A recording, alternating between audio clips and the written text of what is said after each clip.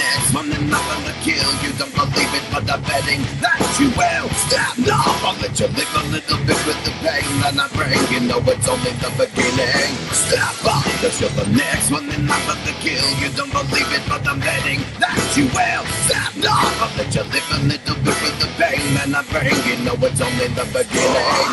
Stop breaking the minute inside you. Stop making someone to hide you. I'm breaking the limit inside you. Stop making someone to hide you.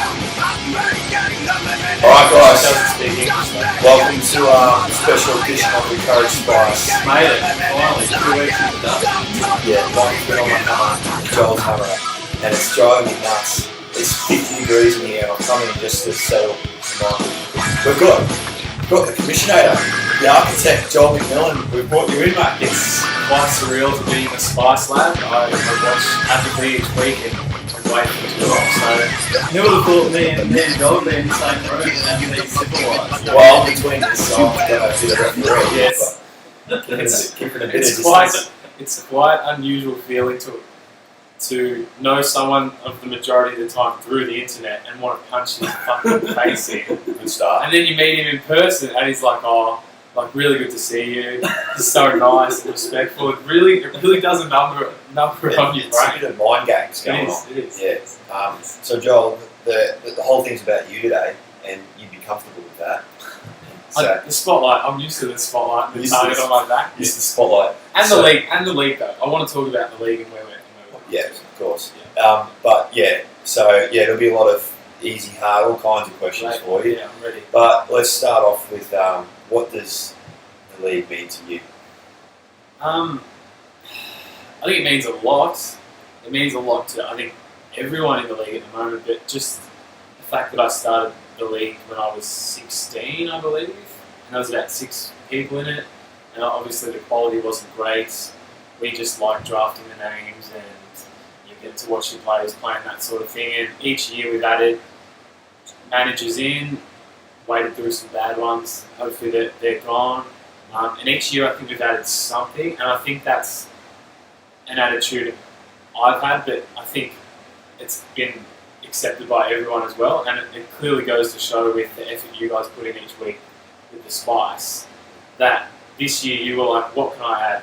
What can I add to the league to make it the next step better? I mean, we have the trophy, we have the draft coverage, and you guys have taken it one step further, and yeah, we've got an awesome weekly show detailing all the things that go on in our great fantasy league. And we even tried a couple of seasons ago to bring in a second league, and always trying to expand. Yes. Expand the league.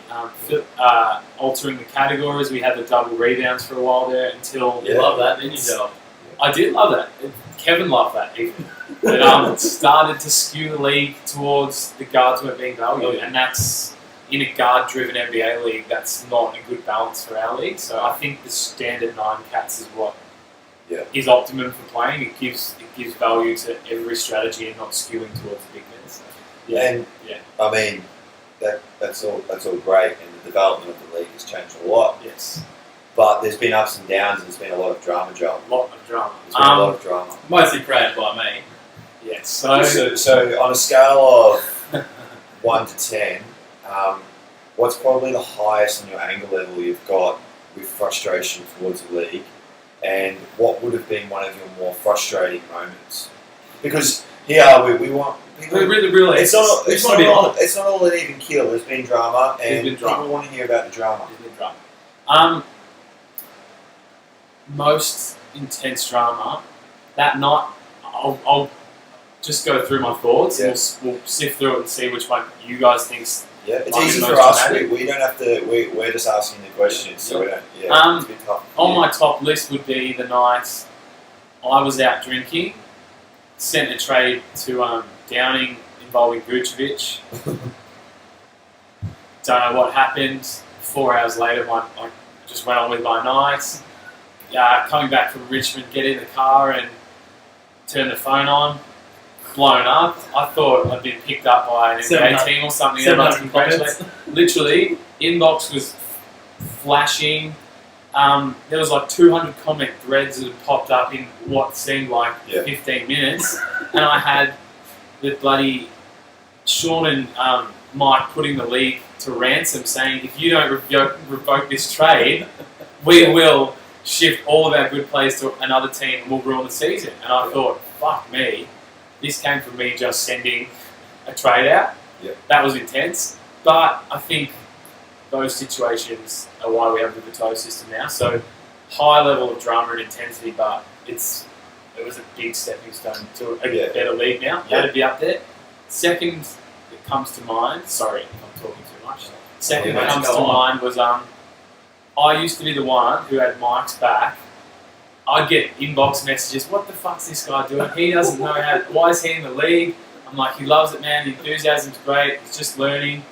I can't remember what happened, something snapped in him, and I became public enemy number one, and he's slagging me off every day in the forums, and I just snapped. And that's when you were supporting him, I'm not sure what it was about, and I just was a hatred tirade against you for what seemed like 500 comments. Yeah. So what we've got the gist of is there's a rivalry somewhat, or there's competitive sort, there's drama between myself and Michael and yourself. Yes. I think what is this all about? Why in a league where anyone why I feel like for a long time, and rightly or wrongly, it's public perception that I was getting away with unfair trades.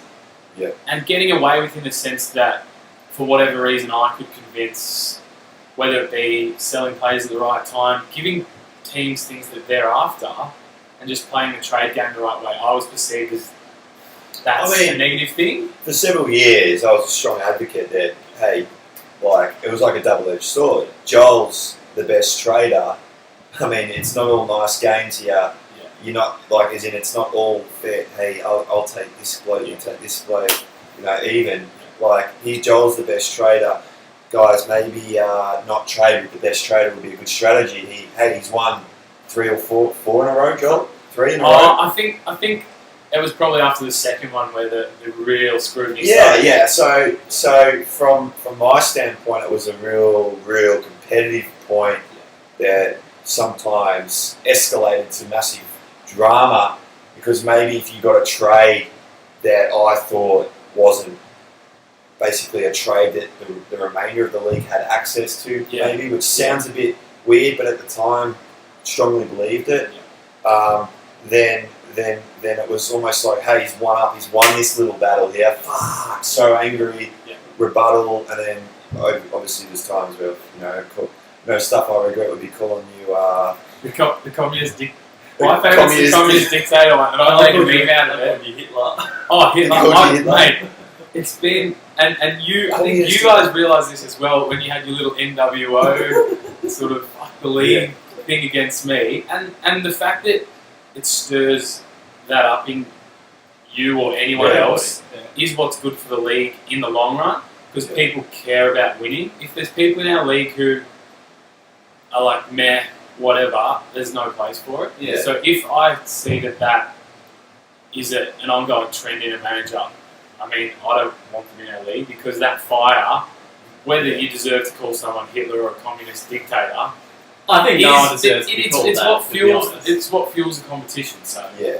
there's been too many memes and too many 500 comment long threads to know exactly what was the most intense. But I think from my point of view, with the whole unfair trades, it wasn't more so that you were getting them done. It was, I think, from my point of view, and I'm not too sure if Sean can agree with me, is that you'd be sending better offers to those same managers for the same sort of players, and they wouldn't even have a look at it.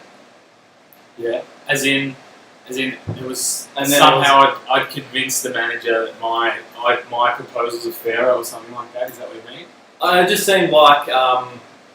seemed like you put in the effort and you put on a better deal, but for some reason you're getting the deals done. Yeah. So I don't know whether that's because you're a smoother talker, which probably you are, because you actually use grammar and I don't. But so you won 5. We'll start off. What is your favourite one? Favourite one?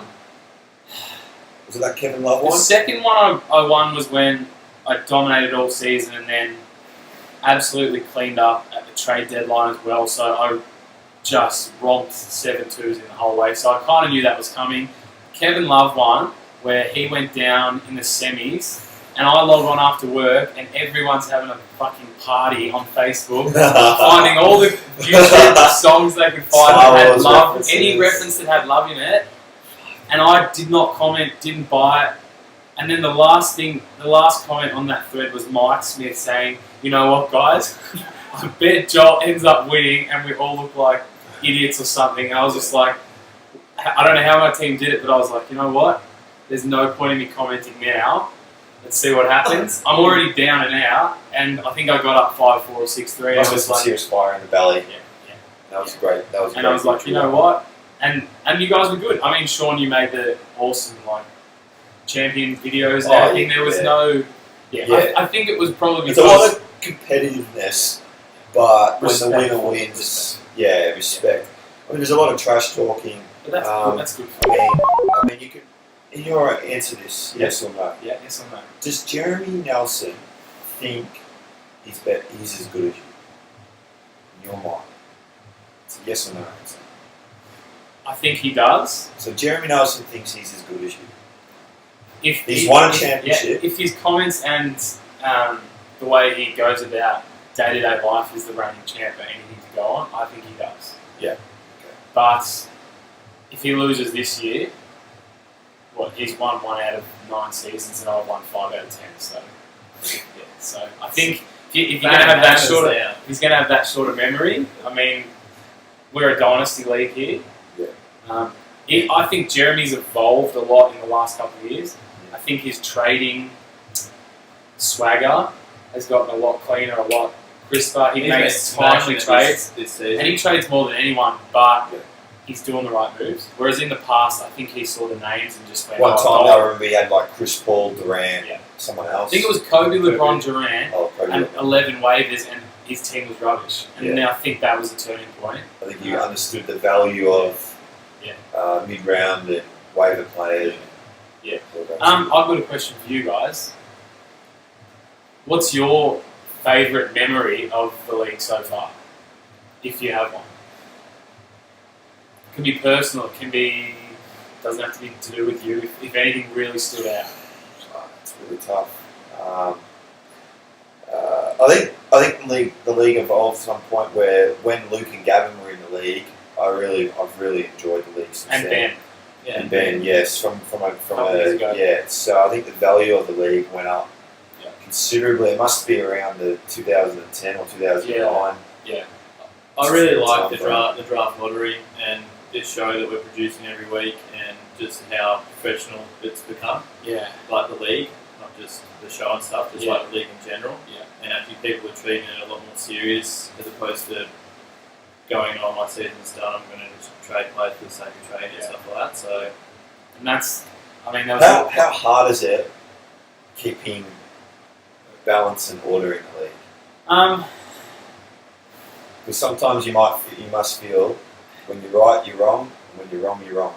Yeah, it's pretty good. I think these days. I think the veto rule has. People can disagree with vetoes and everything, but that was something everybody wanted. So that means, wrongly or rightly, there's a process we go through every single time. So there's no objectivity to it. There's no, Joel, he's got a trade, he's going to quickly put it through before anyone else can sort of kick up a stink about it. Yeah. That's gone. So that eradicates a lot of the drama. There seems to be less smack talk this year. I think people are really focusing on their teams a lot more. And I probably limited my posts by about 80%. Yeah. And I think last year there was a lot more spiteful. This year, I think people are winning, and if they win, it's like, because the league's so close, there's no real arrogance besides Jeremy. Yeah.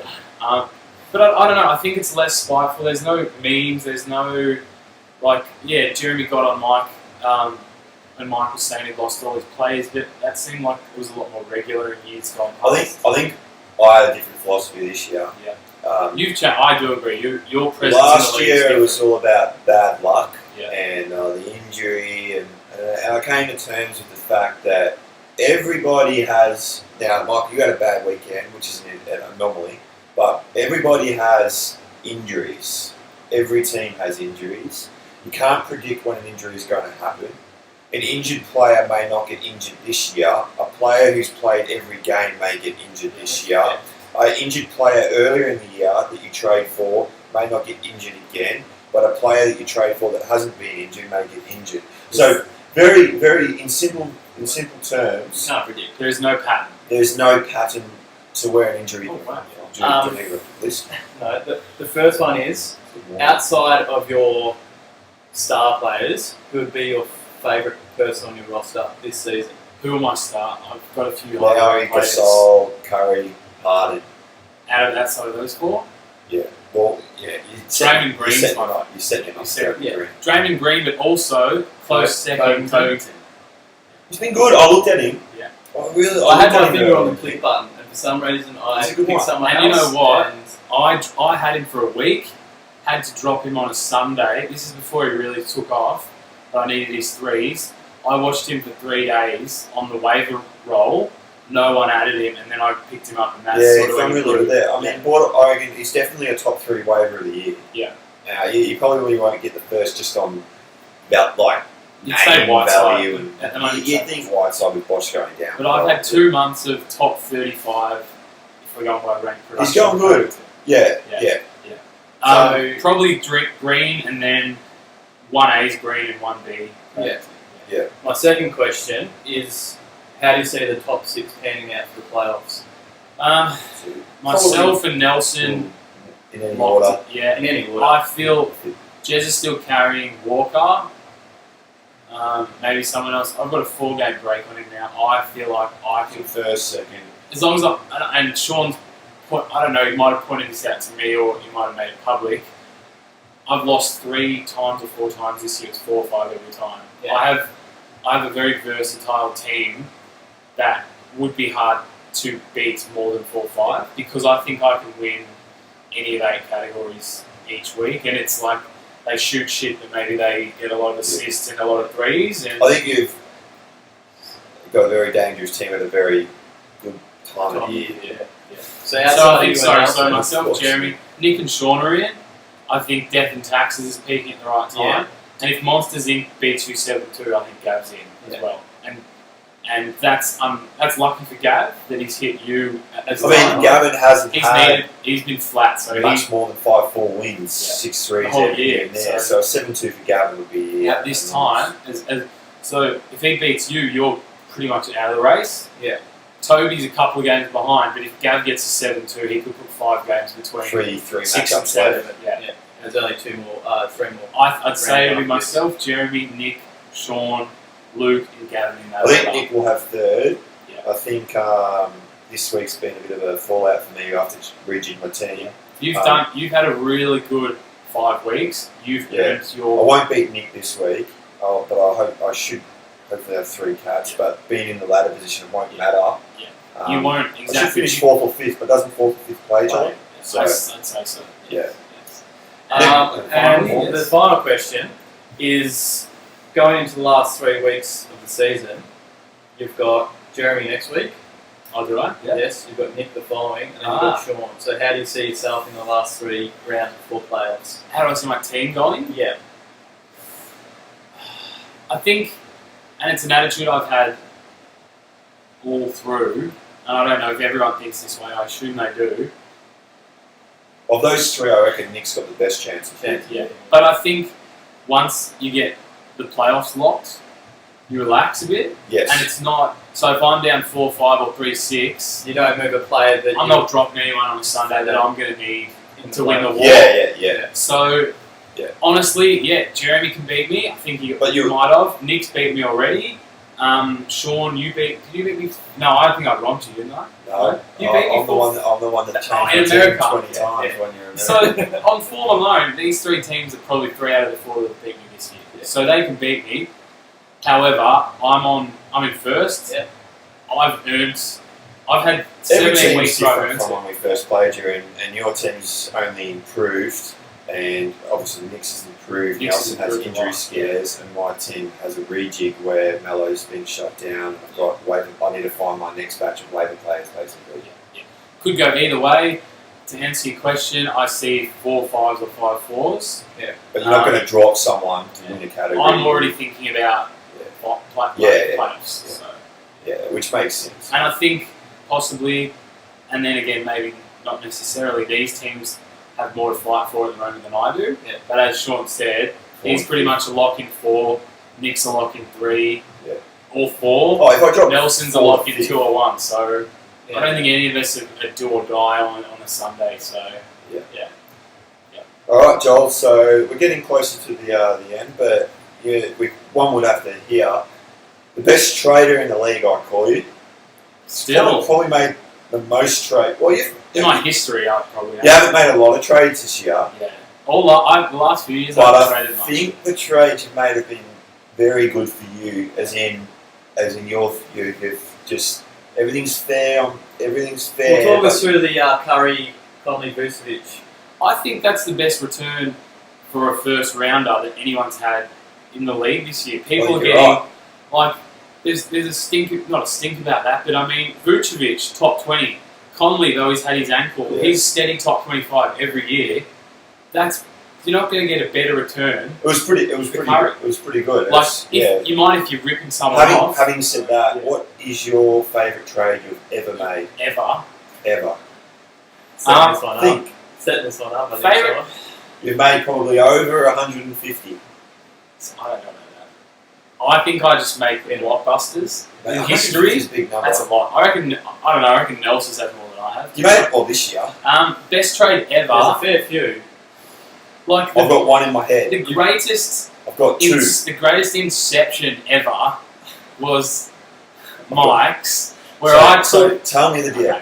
I think just off the top of my head, I got Eric Gordon, Zach Randolph. You gave away. Or No, got Gordon, got Randolph, got Gortat, got Who was Alice. Monte Ellis, gave up Blake Griffin, Lou Williams, Ben Gordon, and like Turbo or something like that. okay? So pretty much Blake was in his rookie year. So he was putting up the 18. biggest popcorn. No. This was like 25 and 15. If you go Yeah. back and look at Griffin's He was stats, doing good, but not what I gave up. he's stuffed. That Yeah. season he stuffed the stats more than he has since. Yeah. Yeah. Okay. So he must have been second or first rounder then. Yeah. Well, it was 20 something points, 15 boards. Yeah. So Alright. you got Gortat. Was that the year that he got traded? He was to... Phoenix. Gortat would Yeah, have I been, picked him up off the waiver when I came back from night shift. I picked him up and struck gold, but then he would have so been he- top 60, So he was pretty good. Ellis- Eric Gordon. top Clippers, 25. Yeah. Monte top 40. Top 40. Randolph top 50. Probably. Yes, he's done pretty well there. And it was I think at the time of Zach Randolph, though, he may have had an injury. I also got David Lee. On I top of remember those four. I gave you a sympathy trade back because I felt so bad. Did you put the noose around my neck? I gave you back, but I gave you back one player for Turbo or something because I felt so bad. But for 2 weeks, and everyone in the league knows this feeling, log on to Facebook. Oh, hey, it's Mike. How's it going? Oh, yeah, good. Look, I'm interested in this person. And you're like, oh, yeah, here we go. He wanted Griffin for someone. It was probably a fair deal. Nah, I love Griffin. He's too entertaining, as you said about J.R. Smith. There's guys who are fun to own as well. Nah, for a week straight, every night, I'm trying to go to bed. Hey, Joel, you awake? This and this for Blake Griffin. It was slowly ascending in value. Yeah. And I just said, nah, mate, you know what? Griffin's going to win me the championship. And I could sniff that he was so desperate to get Blake. And that's when I planted the inception. And the week after a week of me just going, look, you're close, but not enough. Sent back a few counters. Honestly, didn't even look at what he sent me or rejected it straight away. This is where the mind games come into it. Second season, season, I'm a novice. I don't know what I'm doing. But he wanted it that bad, he just sent through some outrageously good trade. I clicked instantly accept, and it hit Mike like a freight train that he's made the biggest mistake. A minute later, oh, I'm really glad that I've got Blake Griffin, and I said, I'm really glad because I'm so happy with what I got. 5 minutes later, writes back, oh, I'll trade you Griffin back if you want to. And I said, all right, I'll trade you David Lee for him. And he goes, oh, no, I mean, we'll do the same trade. And I was like, there's no way I would do that trade for that player. And I think it was then he's like, oh, shit, like, I was really fucked. What happened to that? It was in for a year. Look, I honestly... And Jesse paid pretty steep price. Very steep price. 1 year relegation. I feel bad about that. And I guess that's the bullet I've got to bite, being the commissioner. Everyone was all for it until everyone who didn't finish in the top 6 could have finished last, because it was really close that year. Yeah, David Lee saved me with a full court shot. That was but it went from everyone saying this is a great idea to I remember having messages from 4 or 5 different managers going, you know what, I like all the people in the league, like, let's... Other than me. No, we like him. I think it's dangerous, like, we might never get back, and it's such a drop-off into Div 2. So, yeah. So... You don't know what their levels Yeah, there's no quality control in Division 2. I feel horrible that Jesse's gone, because he's really excited about playing. He's trying to be better as a GM, but we gained Ben from it, which is really good. Ben's been good for the league. I'm just going to say this to whoever's watching: if there's an element of complacency and whatever, I don't really care. It's getting toward the end of the year. I'm not going to get relegated. If managers are doing that, though, I'm taking notice. I'll give you a flip side. Obviously, cutting you off, but I'll give you a flip side. I'm rambling. Myself and Nick spent at around the 6 to 7 week mark, similar trends, different paths. We were around the 9th, 10th, and 11th spot on the ladder. Is this year? This year. Okay, around 6 weeks into the season, I was about 10th. Yeah. And we weren't talking about myself or Nick in finals. We were talking about death and taxes. Yeah. Toby was in the 4. Mike was second. Mike was second. Fourth. Gavin was up there. Obviously, you and Nelson. The 6th, that was the 6th. Yeah. And we weren't 7th. I think Willow was 7th. Benno's balls might have been 8th. Benno's might have been 8th at the time. And then there was 9th and 10th, myself and Nick. Now, what I'm saying is, if teams can get from 9th and 10th into the finals through hard work and playing the game. Yeah. All you got to look at is Josh. And playing the game, okay? Yeah. So I say, like, even last year, like, I was still playing the game for the last week. So what I'm saying is, I just feel like some teams could be better. Yeah, and that's and I think you've picked up what I was saying in that there's no place for complacency. It's not whether you're 12th or 1st. If you're not actively trying to improve your situation, whether you've had bad luck, players are injured, the 10th to 12th should be trying to improve more than anyone. I think I've probably been in chat with every manager since all the injuries I've popped, and I've been fielding counter offers like on a nightly daily basis. It's great. That's great. There's no room for my season's over, whatever trades. I'm not saying any have happened this year. I think that's a dangerous thing for the league. Yeah, and thank goodness we've got the Bateau system now that we have all different variables to come up with the right conclusion. And just on that note, explaining the Bateau system, if I'm in the trade, I'm not making the decision. Yeah. We started off... Having said that, do you need a third party? Yes, so this is what happens. If I'm in the trade, and we started, for some reason I think I was talking to them, it's myself, Ben and Nick. Yeah. And I would say that I'm not going to speak about myself, but Nick and Ben are two of the more level-headed people in our league. So in regards to whatever, so I said, okay boys, this is what's going to happen. If I'm in the trade, I'm out. They will get someone else in, and it's a 3-person decision. If Ben and myself made a trade, I don't know, Nick, Jeremy, Sean, you could be the party that makes that. I think it's a good idea, and obviously I've made over 10 trades this year, and I experienced the veto, and we've gone through all the little nitpicking and all that. And in hindsight, Joel, I'd actually prefer the players that I traded back. Yeah. So I mean, I'm not saying that hindsight 2020. Hey, look, it shouldn't be in that situation anyway. But what I'm saying is that with the veto system, while it's good, would a league vote where the two people involved in the trade aren't in it, and then you've got the Yeah. majority, your old knights at the round table vote.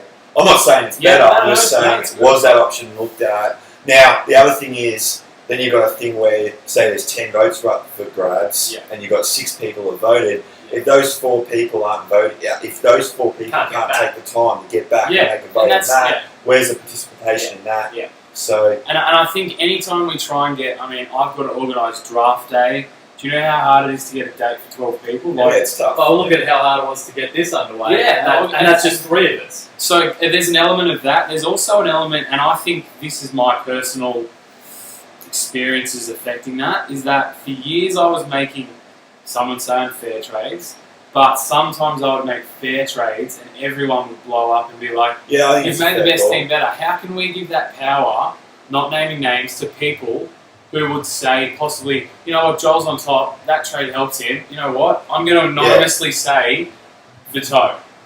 Or do we bring an Yeah. outside party that's not even in the league? How can I organise, like, who's 3 people who know enough about the league and care enough about it to make a good I decision? know what you're saying. There's no perfect answer, but I can promise you that I've not even looked at ladder position when 2 teams are involved. There's no. All we talk about is the history of players. We talk about why they're performing really well or really poorly. We really try and be as thorough as we can, while still having. They don't have to be even. We just don't want a trade that's a whatever trade. That's the only thing we want to stop. I mean, Any Really? final things from you, Mike, while you've got me in the hot seat? Or Nah, it's all good, mate. who Mate, do you you know, think, who do gotta you go think's on. going to win this year? Who do I think is going to win this year? Well, Nick Barnshaw. Why Nick Barnshaw? Any thoughts, or just he's rolling now and His team, okay. full health, is better than anyone's full health. I'll speak. hot? Any other things? That's just full team, You're on the top to bottom. He's got the most potent team. Yeah. I'll speak. I don't think Nick's got the best team. I think he's got a very good team. He's going to be a top 4 team. Yeah. But he doesn't have the very best team to go all the way. He would Yeah. he would need to improve his roster. Yeah. He's almost there. He's got a very good side. Yeah. He's almost there, but I'll lose to him this week. But I can just see the holes and just see that if I had my players, And it's playing, almost like had a few Nick's. more. Like Nick won 10 in a row, and even for a good team, that's really hard. A great team, it's hard to win 10 in a row. It feels like the wheel's been up for Nick For for too long. quite a while, Yeah. and at some point or another, every team pops the Unfortunately, swing. And So- the swing always It happens. happen, every team will He's experience got- the swing. He's got a lot of guards, and that's going to be great for guard stats. But I mean, he's reliant so much on the Sun Whiteside To win those Where- big man weeks. And where's That- Luke? And Westbrook.